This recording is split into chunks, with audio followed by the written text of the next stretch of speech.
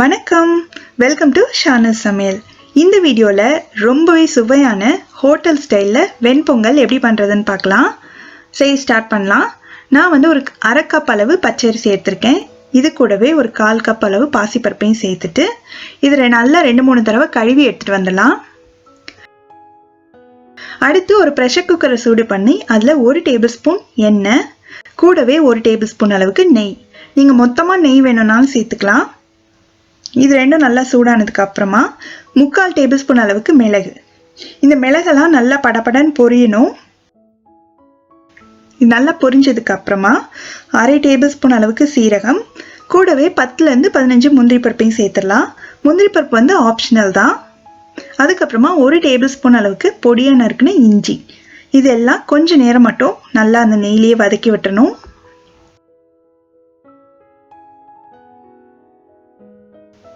அதுக்கப்புறமா கொஞ்சமாக கருவேப்பிலை, 1/2 டீஸ்பூன் அளவுக்கு பெருங்காயத்தூள் சேர்த்து லேசாக கலந்து விட்டுட்டு நம்ம கழுவி வச்சிருக்க அரிசி பருப்பை சேர்த்துடலாம். அதுக்கப்புறம் பொங்கலுக்கு தேவையான அளவு உப்பையும் இப்பவே சேர்த்துட்டு இந்த அரிசியும் பருப்பும் நெய்லேயே ஒரு நிமிஷம் பக்கம் நல்லா வதக்கி விட்டணும். நான் எடுத்திருக்கிற 1/2 கப் அரிசி 1/4 கப் பாசிப்பருப்புக்கு மொத்தமாக 3 கப் அளவு தண்ணி சேர்க்க போகிறேன். இந்த அளவுக்கு தண்ணி சேர்த்தா பொங்கல் நல்லா குழைவாக இருக்கும். உங்களுக்கு உதிரி உதிரியாக வேணும் அப்படின்னு நினச்சிங்கன்னா 2 கப் 2லேருந்து 2.5 கப் சேர்த்திங்கன்னா கரெக்டாக இருக்கும். இப்போ இது நல்லா கலந்து விட்டுறலாம்.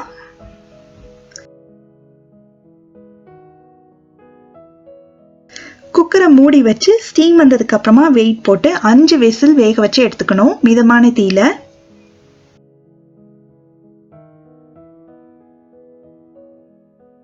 இப்போ ஸ்டவ்வை ஆஃப் பண்ணிட்டேன். ப்ரெஷர்லாம் ரிலீஸ் ஆயிடுச்சு.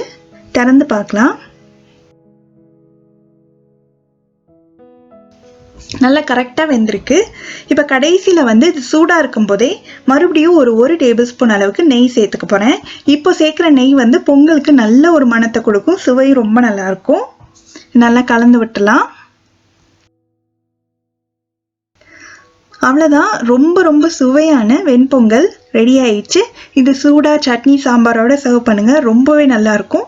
செய்கிறது ரொம்ப ஈஸி.